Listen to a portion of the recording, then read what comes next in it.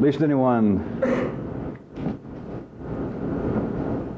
have any confusion at all over the power of words, let me reinforce that all the ways that I can cut up man, all the ways that you could attempt to look at the development of humanity within life's own system, you would have to see that words, if there was such a thing in a greater dimension as direct cause and effect, you would have to see that nothing could be affected in the way of human life without words. There is no way to underestimate the power of words in the city, the power of words in ordinary life. Now, at least you take that as being even more biffingly obvious and too obvious to consider, then you're wrong, or else we're back to, perhaps we're all getting deranged for me to bring it back up. There is a power to words that are not recognized in the city any more than the eye can see itself, any more than ordinary consciousness can perceive itself. There is no way that ordinary consciousness can, on its own, suddenly think how important words are, or to hear about it, or to read about it, no matter what the source, just because if I say that words are supremely important. Ordinary consciousness, I am certainly aware, all over the world, all over the last body would go, here, here, yes, yes. But it does not understand the power of words. It does not.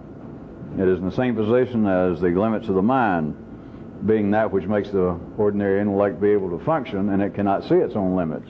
The walls are part of the sounding board. It cannot feel the walls as being some sort of limits. It could not feel a fence as being some sort of boundaries, because that is what makes the binary operations of the mind possible. So in that sense, I still haven't reached the end of the sentence. This is not where it's going. But you cannot, under ordinary conditions, appreciate the power and the necessity of words, comma. So let's double the impossible. And I'll put it my other way, that only someone involved with this, only a real revolutionist can understand something else, even suspect, and that is the suspension of words. Now, after that intro, let's get to something specific. Not before last, the new one I gave you something absolutely to do when I said don't talk about money. And it didn't have anything, of course, to do with business. It's not that you are going to operate on some basis that would be against your own benefit. But as far as discussing money, I told you to stop it. Just make it from now on an ironclad rule, in the same way as you don't collect garbage and you don't drink ordinarily, and etc. Now, I suggested to you not before last that some of you would find this to be very beneficial. But notice, other than perhaps it might have struck a chord somewhere in your nervous system, made some of you giggle when you heard it, there is no way to suspect the benefit of the withdrawing of comment about some subject. Now, off and on, back and forth, around the edges, and then sometimes very directly, I point out that you should not talk. I've never given this as an absolute rule, but I point out that you've got no business talking about yourself, and you specifically have got no business rhapsodizing, discussing at all what seems to be problems.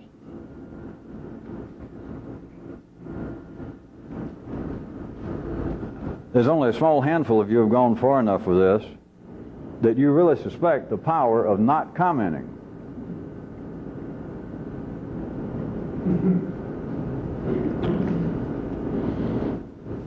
There is an authority, there is a control, there is a power, there is a dominance that is not necessary in life, and it's certainly not necessary, it was against the general growth of life itself, for people not to comment. Now, there has been, in the smaller parts of life's body, weaker reflections of this kind of activity throughout history. Again, I refer you back to the most commonly known in the Western world is the good old religious retreats, monasteries, wherein one of the most common approaches and rules is what? Silence. And after that, if you still don't understand the humor of all this, is even small parts of life's body has got these people that suddenly band together, waving whatever flag, hollering about Christianity, Catholicism, some religious notion of bringing back the Crusades or chivalry, and they decide, somebody says what we should do is not talk. All right, here, just any of you who still, I notice, suffer from any form of seriousness. As soon as they do that, and they decide, and they can elect more than 2 people, the guy that starts it, apparently, and he gets 2 or 3 more people, what's the first thing they do of any consequence? Some of you, I hope you're laughing the right way, is they begin to write to describe why they don't talk. They have to defend it, they have to comment on it, give it a few months, a few years, a couple of decades, and then you've got real defenders of it. They will begin in their own mute way to try and become evangelists for it. They'll try and recruit others, and they'll tell you the benefit of not talking. And they describe why it's a benefit. That was a small tributary because that is so funny that it's not even funny. You notice I didn't even laugh. I didn't present it in a funny way. I just described it, and some of you laughed. Things are arranged. You should see this. This is where I started. That life, for very particular reasons, needs man, the way things are arranged, needs man to comment. It is not an illness. It would be a cheap shot for someone. It'd be a cheap shot if I were doing it seriously to talk as though that I were across the board attacking mechanical loose talk. It is as necessary as people breathing. It is as necessary as polluting the environment. And then it's as necessary as cleaning it up. And it's as necessary as saying it's not cleaned up. And it's as necessary as other people saying, let's do it again.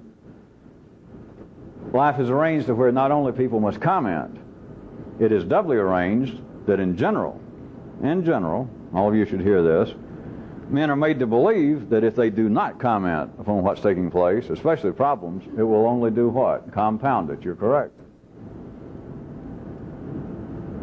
It goes against the general growth of life to cease to babble. It goes against everything. This is in no way, as usual, any sort of theory, and you don't have to take my word for it. Any of you that has any talking relationship and then any listening relationship to your own nervous system, that you got your talking and hearing molecules in some sort of congenial relationship at times, but now you should be able to feel it. How hard it is, even though some of you now are beginning to feel the need to try to, but how hard it is to refrain from continual comment about any and everything, but especially over what? Problems. Your nervous system, we'll just assume that you've got a good bourgeoisie middle class in the city, raised and reared in the middle class nervous system. It is almost impossible.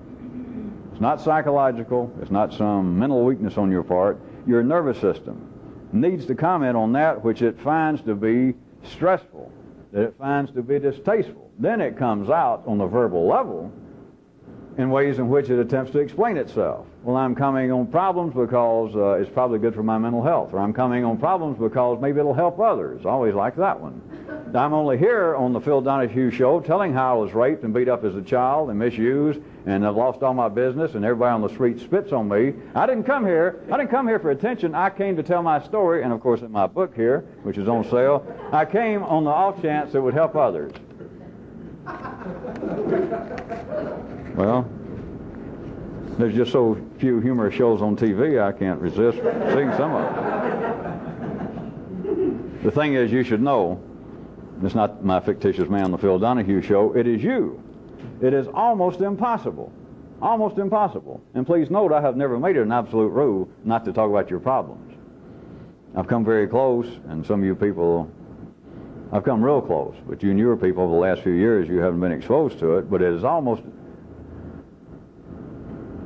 a spurious attempt to tell somebody, do not talk about your problems, because I can talk around enough that those of you who are to this born, it does begin to strike you that I have taken enough abject and sideways ricochet shots at this that your own nervous system begins to tell you. You begin to feel uncomfortable. You begin to feel like that you would like to shave your tongue many times right when you get through, just to strangers.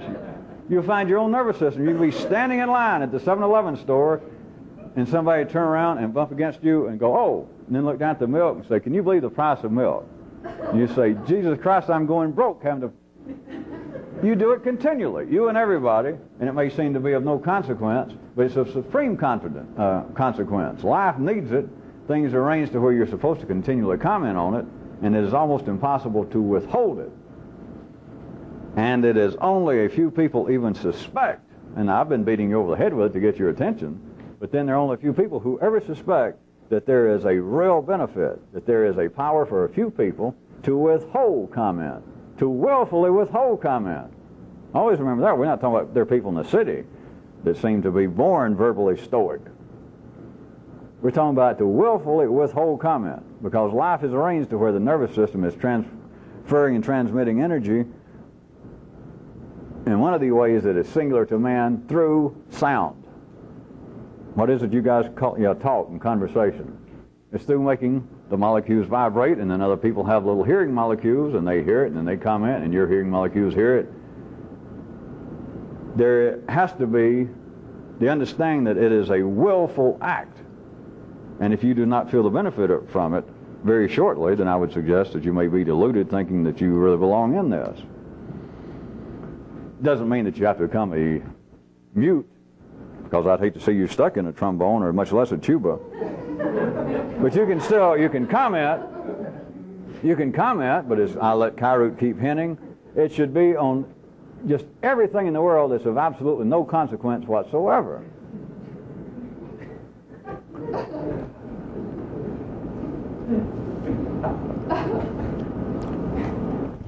There is a particular and specific. There's unknown in the city. Life does not need this knowledge out. There's no way that, in fact, that I can directly present it to you like the rest of it. But I'm telling you that, molecularly speaking, far outside any notion that everyone has of that would be psychological, that would be spiritual, that would be intellectual. Psychological should cover it with you people. Beyond that, I'm telling you there is a molecular activity. This is real, this is important, this is necessary to life's growth through man, for people to continually comment to one another, for people just to babble. That is just as important as it is for people to touch each other. It's just as important as fucking. The race would die insofar as the purpose it's serving. That it's not just man procreating to keep the race going physically. For the race to continue to serve its job, talk is as important as breathing, as sex, as eating. There is molecular activity taking place when people talk. Babble. All the way from just absolute babble on the street to bricklayers, ditch diggers, just that kind of mechanical talking on an endless flow of cliches, all the way from that to whatever you would assume would be the far end of the spectrum of something that would be more important. It is all important.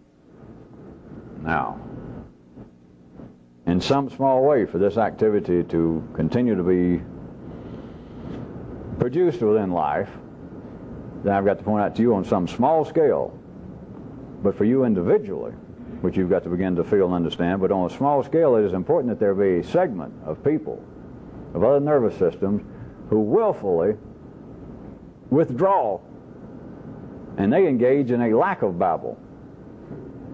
They can go ahead and talk, because I said the purpose is not to turn you into a mute. It's not to turn you into some crude version of a closed-mouthed, clenched-jawed movie hero.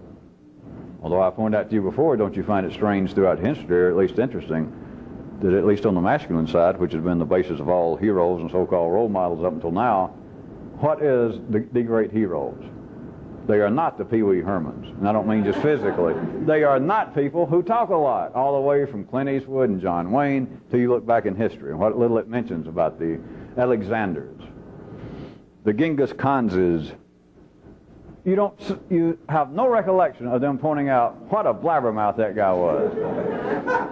Contrary, if things are remembered, if history wants the human nervous system to remember these people and have them as heroes, they are very parsimonious with words. Say very little.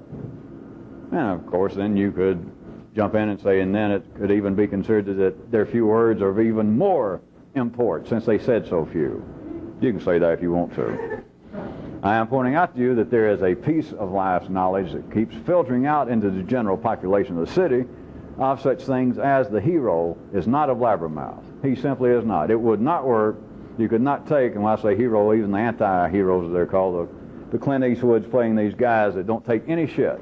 Whether it be contemporary San Francisco or him playing an old Western guy, he doesn't say much.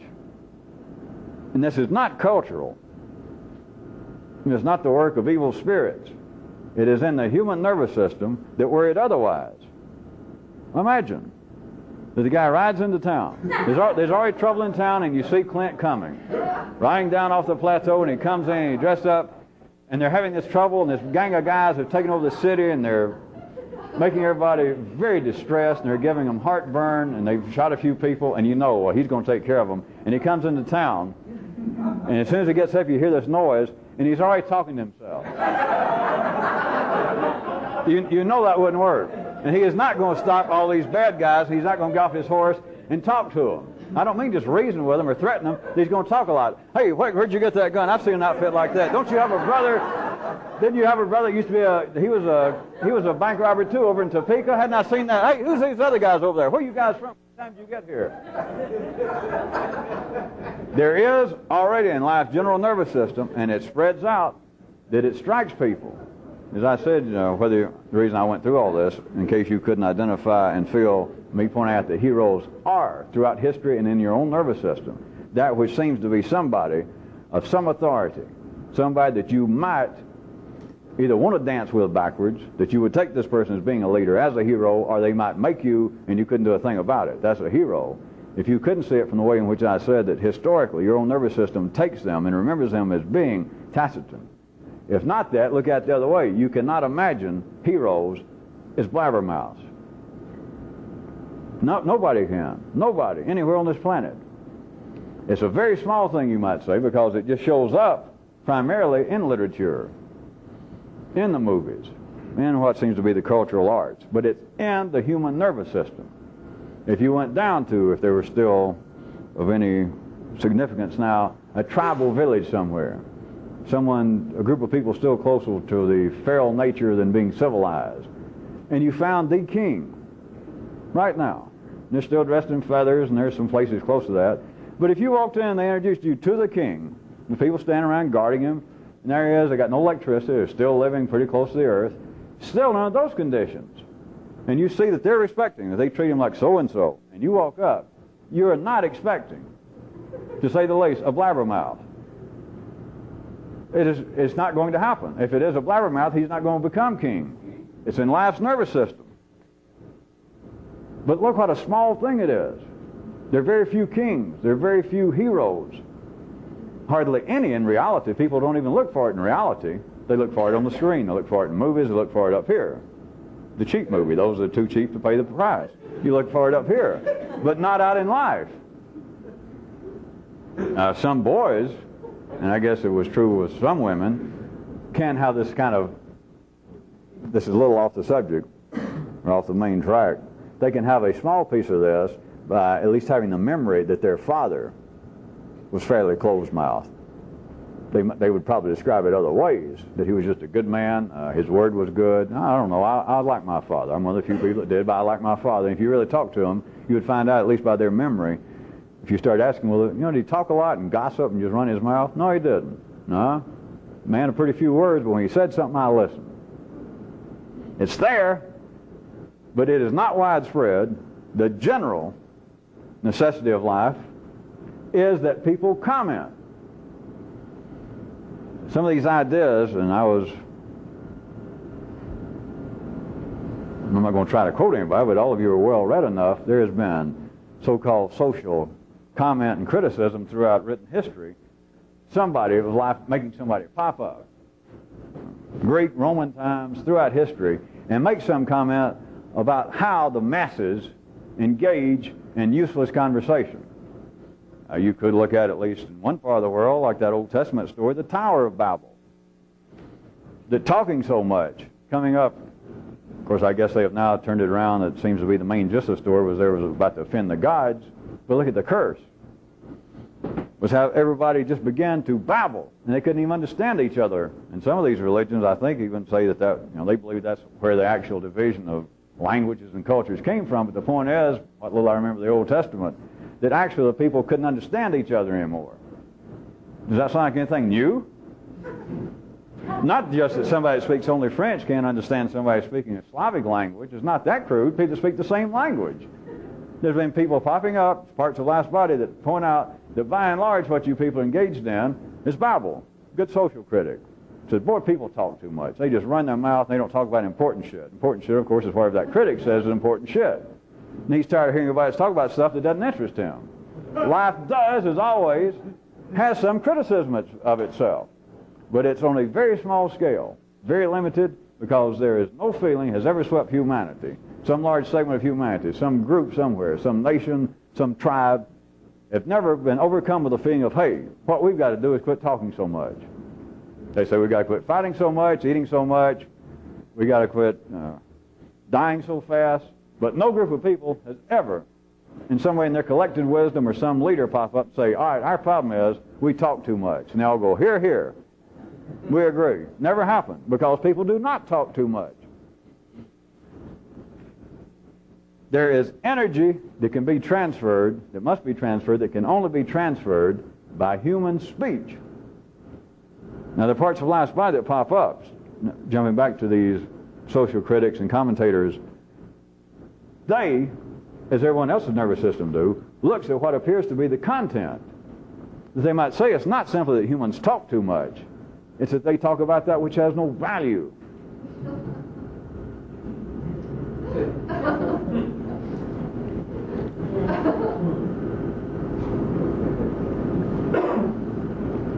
The sound waves are value.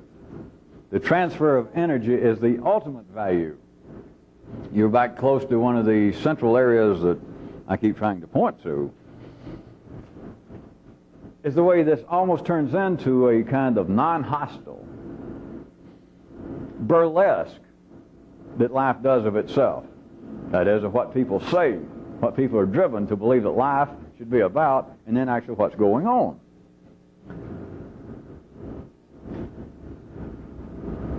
As humans are driven in the nervous system to say this, but notice where I'm starting it. They say this.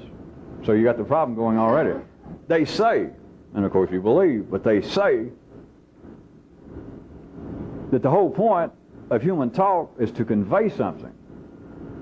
And if I said the basic, the underpinnings of this is the movement of sound, which is energy. Now, as always, as I say, if I were so dumb to go out in public and say that, then I would deserve for people rightly to say, Jesus, you're more deranged than I even heard. But that is ridiculous. Because if that were true, we'd just grunt and go woo, woo, woo, wow, wow. You know, we'd all sound like Curly, I guess. That obviously we have to transfer specific information. That's true. But I'm going to tell you what the basis of it is. The basis of it is talk itself. That is what things cannot be without. If it was the content, then everybody on this planet, then life, assuming that life was trying to operate at the maximum speed, as would be observable at the 3D level, then life would have everyone. Even those in Albania, Alabama, New Jersey, New Guinea, they would be discussing tonight, not what's on TV, not who's sleeping with who in the next village. They would be discussing at least particle physics, or at least philosophy, right? If that was the necessity. But it's not. How many people sit around? You can ask your own nervous system this right quick, assuming your nervous system doesn't lie to you, which is another story.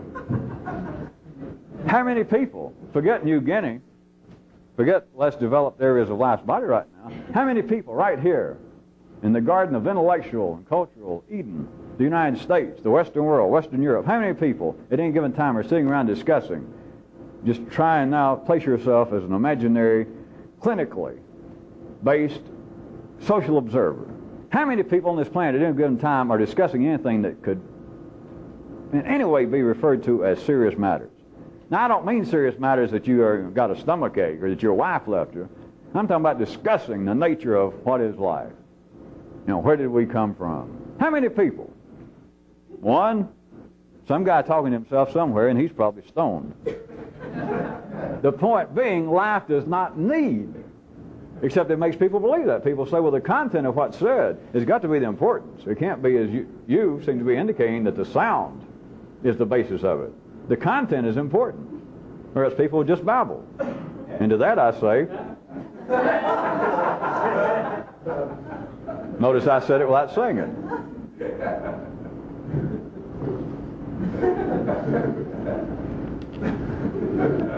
Back to the little small part. There is a dynamic and a small necessity, which is name important. At least there is a small possibility, or you wouldn't be here. We wouldn't be involved with this. There's a small possibility and some small necessity. I'll go ahead and tell you that's not the point. Of a certain number of nervous systems operate, at least from a 3D view, in an antipodal direction, rather than being, like everyone else, in the main responsible for keeping energy moving by talk, the content of which, relatively speaking, of no great importance, but just talk. A small group of people who refrain from what the nervous system wants to do, and that is continually comment on what's going on, particularly one's problems, whatever the hell that is. I ought to speak about that more, shouldn't I? I keep getting out of touch with some of these things with you people. Except the only thing is, I guess some of you have been here long enough to find I don't have any more concern about your problems than I do mine. And see, I don't have any. So, I guess that's why I'm never be anybody's minister or rabbi. That's why nobody gets comforted. Aw. Don't do that. Snap out of it. Don't even pretend. Was I talking to you or me? Don't even pretend that you want to be comforted. Don't even pretend that you would let me comfort you. All right, don't you even pretend that you're going to. A small group of people who willfully refrain from transferring that kind of energy. Now, there's a specific area. How about this? May I suggest to you that when it comes to human conversation throughout, human talk, throughout history, that those who write about such matters, those that history has remembered who commented on it, one of the prime areas that the human nervous system in the higher areas has designated to be a real difficult area, a real problem area for human talk to deal with is what? Feelings. Not the song. Don't even think that. Throughout written history, as far back as man's 3D recollection goes, someone has been commenting through prose, through poetry, even in religions and philosophy, the difficulty of expressing what one feels, of taking human emotions and putting them into words. 6,000 years ago, you can find the Greeks writing about that. You can find the latest, up-to-date, avant-garde poetry just off the presses of 1988, all the prizes, and what's it going to be about? I can tell you. There's going to be a good portion of them is going to be about the difficulty of expressing one's feelings. As always, may I point you back, that which ordinary consciousness cannot wrestle with, does not even think about, since this seems to be true. And since some of you, I hear a few last, some of you probably sat down in college, if not last week, but don't tell me, and wrote your own little version of that. Back when some of you guys perhaps were very more acutely horny in your earlier years, writing poetry, at least in your brain. You want to grab some girl that seemed like you'll never get hold of her and say, oh, if I could just tell you how I feel, you'd give in. You couldn't resist me. Why is it we just can't tell? All right. The larger picture I want you to see is that there is a bigger scenario going on, a bigger dynamic within life itself, that there is some part of life's feelings that life cannot adequately put into words, which I'm going to suggest to you is one reason that it's got humanity doing it, is you are working on it.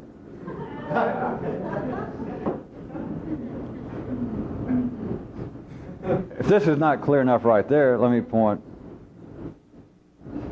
fairly directly for the night anything that seems to be a human problem, anything that seems to be a human, not, when I'm saying human, I mean something singular on this planet, something 3D observable, a dynamic, a situation, a problem, that which seems to be unique with man. But especially those that seem to be a problem, which is about everything. Can any of you try your best, go ahead and do a reversible tattoo that you can get off, that there is some larger reality in life's body itself, that this is not singular with man? Now, it is fallacious, as you should know immediately, for me or anybody, for you to fall into any sort of trap, to put in this kind of cheap verbal anthropomorphism of saying, all right, life has trouble expressing its emotions. It's not that that's right or wrong, it's just that it's not applicable once you get out of the 3D world. But there is a reality in life somewhere that you would say, if I could stretch reality enough and let you take a peek of it and say, look through here, and you saw it, and I say, what was it? And I'll let you go ahead and what? Comment on it. That is all you could say. And that would be as good as you could say. You could say, all right, this thing about humans having difficulty expressing their feelings, or never feel as though I have correctly verbalized my emotions. It doesn't matter how much education, no matter how in love or horny you are, no matter how broken-hearted you are, everyone feels, whether they put it in verse or in poetry or not, everyone feels that I didn't fully, in a satisfying manner to me, and perhaps other people involved, express exactly what I feel. If that's true, everybody says it is, and you can feel it in yourself, that, yeah, I feel that way. I've felt that way, or I've never felt that way, but now that you say it, I know what they mean, yeah.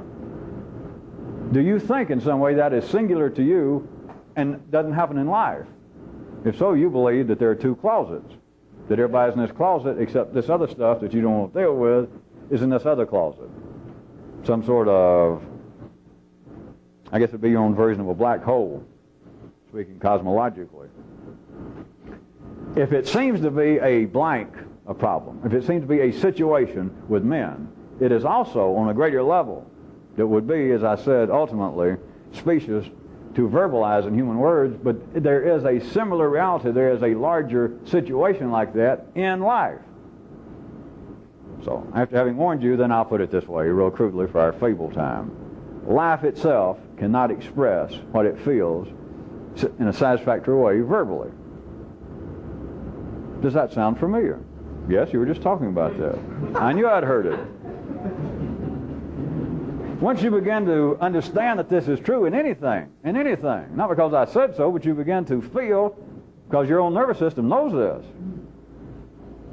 What few people can ever actually hear it's another question. But once you understand that, then all that does, all your personal feelings, that I do have certain problems. I hate to tell you, because I know some of you now have to work in the daytime, I understand, and don't get to see soap operas as much as you did. So that's bad enough, I guess. But imagine what it would do to this part of your nervous system that deals with problems.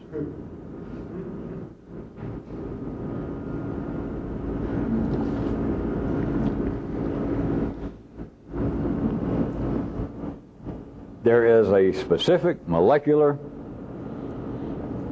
reason involved with the way life is growing that has driven man faithfully to say, to whine, to pine, to poetrize over the fact that he cannot express what he feels competently, fully in words. I put that back where I started tonight. Does that stop anyone? Nay, nay. If life was in some way reasonable as the yellow circuits say it should be, just back in the city, if we were dealing with my fictitious, reasonable, insane people, if the yellow circuit actually operated impartially, clinically, it would have torn this facade apart. This is not possible, of course, but if, me stretching reality to fit over King Kong, if we could have stretched it that far, the yellow circuits would have said long ago, By the time, whatever the first piece of written history was, the Sumerians, whoever we follow back to, that first guy, as soon as he would start to write something, he'd say, no, wait a minute, fuck all this, what's going on here? This is a joke of some kind. Somebody's making me want to write down something, and I just realized what they want to make me write down is not what I'm about to write down. I was afraid nobody would follow that. The yellow circuit somewhere, if it actually operated the way in which the yellow circuit says that it should be operating, it would find it to be unbearable, unprogrammable, unacceptable, undigestible, the fact that it is made, since it has to be there to talk, it has to participate, it is made to comment on each and almost everything that occurs through its nervous system. Everything that moves in it, as fast as it can't do it all, but by God it tries. To comment on everything, and then to realize that my comments in no way reflect anything of any importance to me. Go ahead and turn it over. You're going to cut me at 8:15, right? Yes. Well, tell me 8:10. Hold up your hand.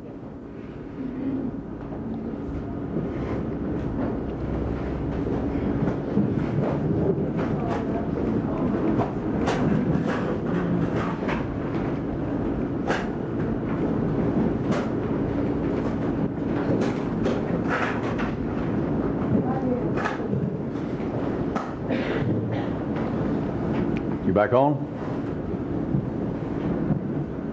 You rolling? For a minute or two, consider what are the areas that people generally comment on amongst themselves, just under ordinary social, general, run-of-the-mill city conditions. What are the things people talk about? Family, friends, sitting around bars. What is it people talk about? First off, I would suggest to you is health. Now, of course, I'll admit, I've already told you, you've got no business at all ever discussing your health with anybody except the doctor if you're really sick. If you're actually convinced you're sick or you're so deluded that you might be sick and don't know it. It's that one of the very things you got no business ever talking about. What the hell is there to talk about? If the yellow circuit could just operate as it says that it should, what is there to comment? If you're sick, the only thing you should say is, what time can the doctor see me? That's it. Well, I guess first, have you ever heard of this, my description or my complaint? If not, then you'll try to know, and then say, what time can you see me? That's it. There is nothing else to talk about. It's not because it's wrong, it's not because it's stupid, but for somebody doing this, you have got to see that the nervous system is driven to. You don't have to give it any thought, you don't have to do anything. All you got to do is be breathing and sit around or stand around with strangers in the line at the market. And somebody will just suddenly behind you go, God, what a headache. And you can't help it. If you're ordinary, you say, shh, tell me about it. I have them. God, I have them. And you start, what do you take? I'm going to go into a chiropractor. Well, I went to see an astrologer, and he told me that my Gemini was behind my ears. Running a close second, well, God, I hate adverbs, don't you? Running second. Which do we hate worse, adverbs or adjectives? Running second would be a discussion of money. And I've already told you, you've got no business. You're just stop it. I made that a rule.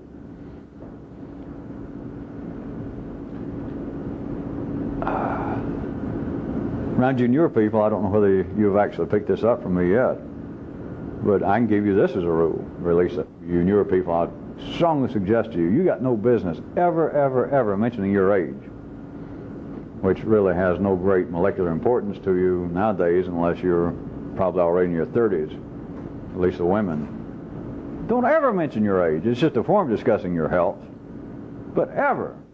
Yeah, I remember when I could do that. Well, when you get my age, so-and-so. Don't ever say anything, make any reference to your age. And yet that would fall somewhere. People don't discuss it that far in length, but just listen to how much it pops up. You'll fall right in with money and health, and you just don't notice it. Yeah, talk about headaches. God, I've had them all my life. Well, me too, but they seem to have got worse now that I'm 50. Hey, 50, don't tell me. Now it's not all the headaches, it's this. And can you believe the kind of money I've spent on pain relievers? Suddenly you got them all.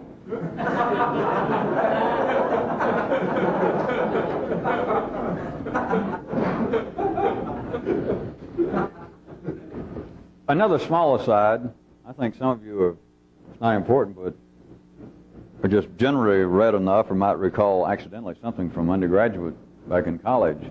There have been, not only in religions, this common thread of people banding together, and one of the prime common denominators of them sticking together for whatever apparent purpose is silence. There have been beyond that, or in addition to that, what appears to be philosophical schools.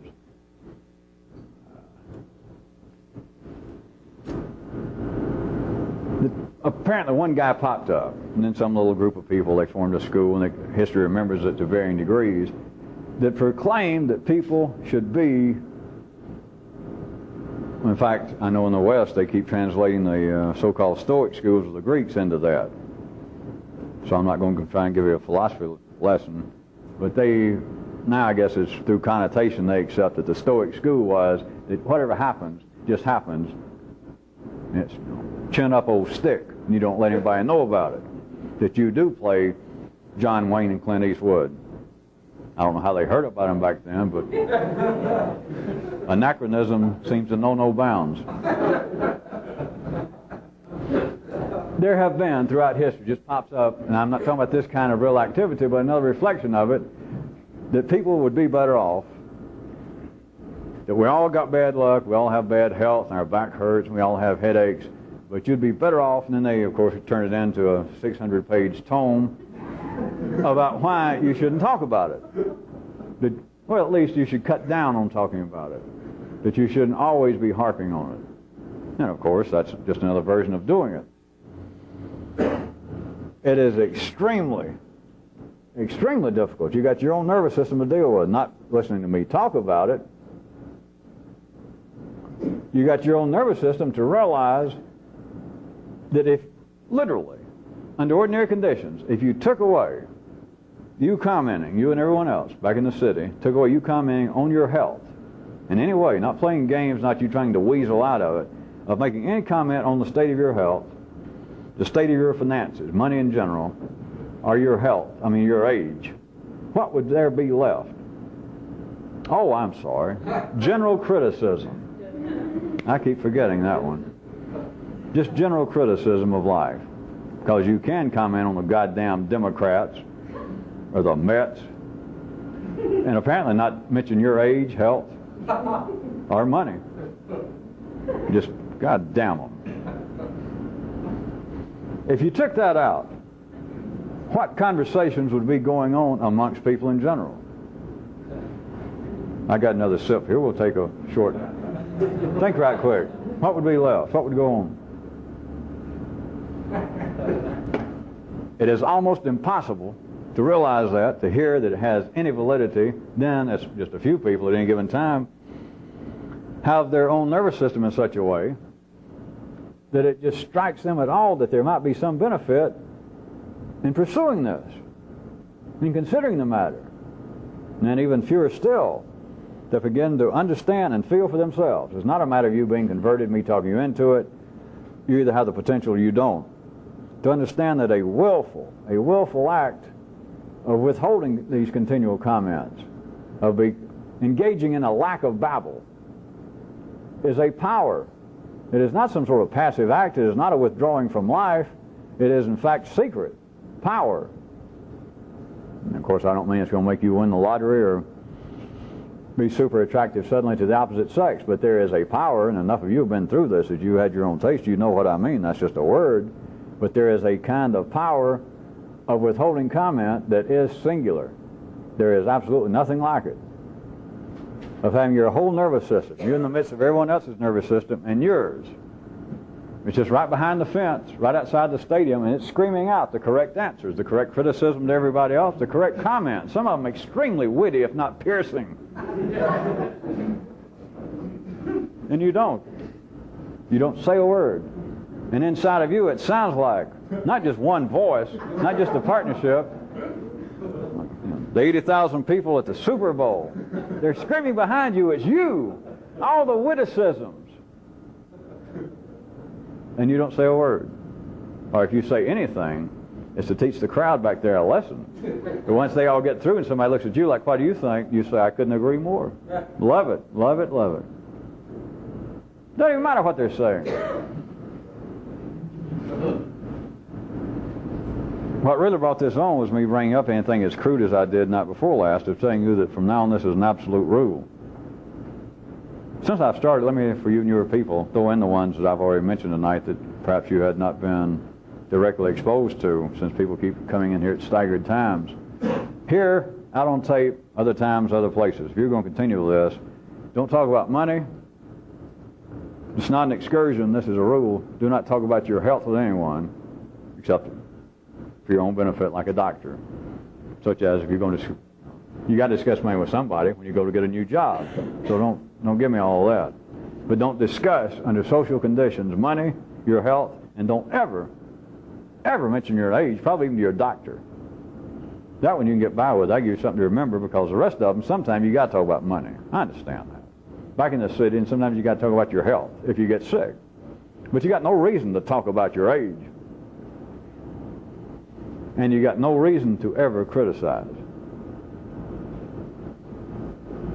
The last one, I hate to try and enforce that, because some of you would make you sick. I know you'd hurt yourself and you'd trip. But consider it's as much a rule as do not use large garbage bags. Don't collect garbage over a 24-hour period. Do not ever discuss socially money in any way. Do not discuss your health socially in any way. And don't ever mention your age. Criticizing life and being a sorehead, I don't know, some of you hadn't been around long enough, so I'll give you a break. I know some of you still need a hobby since I took away drinking. So if you insist on criticism, as long as you don't mention money, your health, or your age, just general criticism, if you insist, if you're just surely going to explode.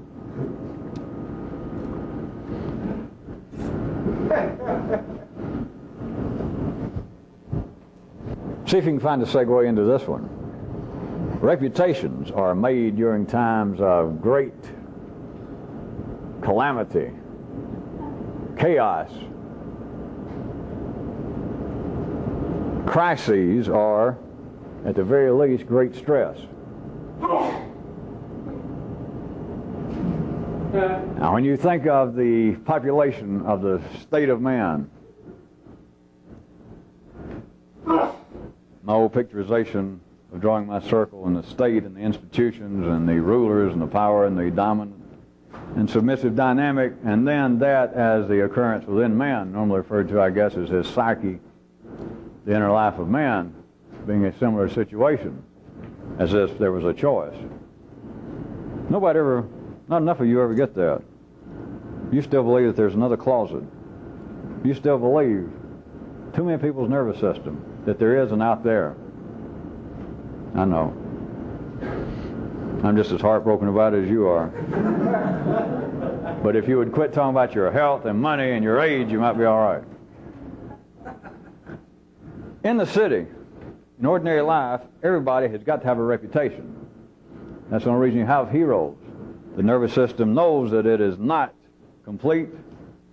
Everyone knows that they itch. Everyone knows that they're dissatisfied. It comes out verbally, or as they might say in the city, psychologically, but it comes out at least verbally, as everyone needs a role model. Everyone needs heroes. That's what gossip is about. Even if you gossip about somebody, apparently, if you listen to the words of the people who are talking about somebody and apparently they don't like them. Sure they like them. You wouldn't engage with gossip if they weren't some sort of hero. We're talking about the old woman that lives down the street. She's screwing everybody in town. These two women are talking about it. They did a couple of decades ago. The woman, in a sense, is a hero. The only reason you talk about another nervous system walking around passing itself off as a, what do you call it? Homo erectus, a human, is that they are, in a sense, a hero. Because in the city, everybody's nervous system, knowing it's incomplete, wants to be somebody else's nervous system. Now, it's better off if the nervous system that they seem to be intrigued with is dead, or at least out of reach. That's just the way things are. If it wasn't for that, we wouldn't have history. You wouldn't have the National Enquirer. You wouldn't have biographies. You wouldn't have the word I. In a sense, everybody has to have a reputation.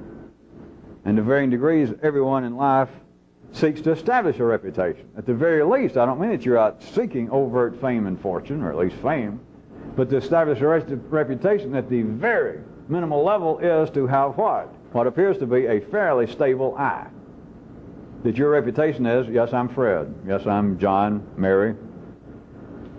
But then, normally in the city, this is in no wise any three-dimensional judgment, but in the city, people almost look upon a reputation as being a necessary matrix from which additional favors and benefits may flow.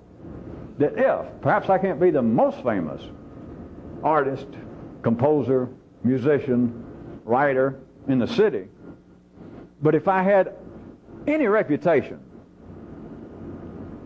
without any doubt, and it's not psychological, it is not cultural, it's not acquired, the nervous system feels if I had a reputation, it would be of immense, it would be of real benefit. And what is a reputation? It is a reputation that you are, in a sense, pre-sold. It's in a sense that there are other nervous systems that will give you attention.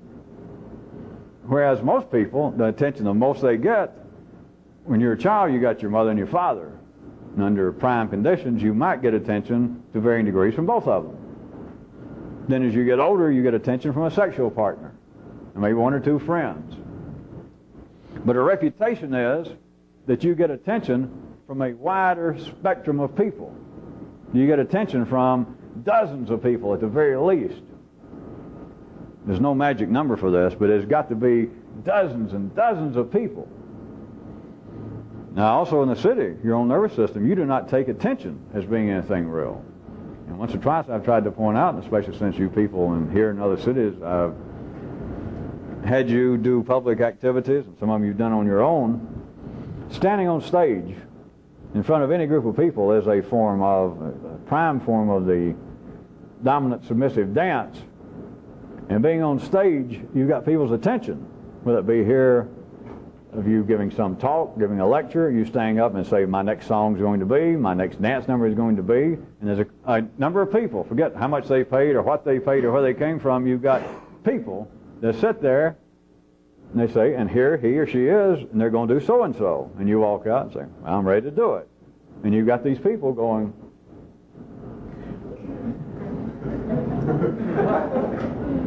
all right? Very common people are aware of butterflies in the stomach, stage fright. Not on the stage, but if they just sitting 8 or 10 people at a Lions Club, some little local PTA meeting, people you even know, you know their names, they're not strangers, and they say, Mary, would you stand up and tell us, at least give us a report about what you saw when you went to that educational seminar last week? And all of you should know this. Not psychological. The nervous system becomes nervous, as you call it. Why? Because attention is real. It is a transfer of energy. Not magic, not mystical, but people looking at you. It is real. What's the whole fun of being on stage? What's the fun of being somebody with a reputation, of being famous? Why is it that people say, all the way from rock musicians to Horowitz, lecturers. Of course, it's true of so-called men of God. They just can't bear to say it. Life didn't want them to talk about it. But the whole thing is being there, and I got this energy. Is I had these people's attention. They say things like, I have them in the palm of my hand. It was a good night. The show really rode last night. I was hot. And what they're saying is I was getting good attention. I was getting positive energy from these people, these strangers. They look, they smile, they clap their hands, they whistle, they holler, bravo, encore. At the heart of that is everyone striving for a reputation to varying degrees. I know that not all of you or not everybody in the city, not everybody feels as though they're driven to become famous in any field. I know that. But in a sense, everyone is attempting to establish very soundly a reputation, either within the confines of their family, where they work, their neighborhood, or within themselves. But real reputations, back where I started this, the reason I've wound around so much, looking at all the blank looks I got. Real reputations are made in times of great crises, real ones now, big ones. That's what I mean by real. They're made in times of crises, calamity, chaos, or at least great stress. Look at the heroes of history. Whoever got famous for being the ultimate chill out? Forget Buddha. Who is famous for having never said anything and hardly did anything? Who? I don't have another sip. I'll take a second plaque. Think about it a second. Here we go. Who has reputation, just historically, just the ordinary flow of events? Nothing missing. Just think back right now in history. Reputations came about through stress. And the greater the reputation, the way it appears from 3D memory in the history of man, the nervous system, the greater the reputation, you can look back historically. It seemed to be the greater was the amount of either chaos, crisis, or a calamity. I only got 5 minutes, so I can't go much further. Now, that is the external examples apparently. Now, if you want a reputation, the non-verbal, the unspoken, the private reputation that only you got with yourself. I'm not saying how impressed even you will be by it, but you got to have it, or else there is not that new form of stability. You have got to establish a new reputation, and it's got to be a real reputation. But if you're going to do it within, how's it going to come about? I have just told you the same way it comes about out of here. The real reputations are made only. They are made in times of great stress, crisis, calamity, even chaos. That's what history remembers. In the midst of all this, in the midst of the volcano flowing down and wiping out hundreds of thousands of people, this one guy jumps up and single-handedly begins to run back and forth and grab children and animals and old people. In the midst of a battle, things are going against the Anglos, and the Saxons holler, "Wait a minute."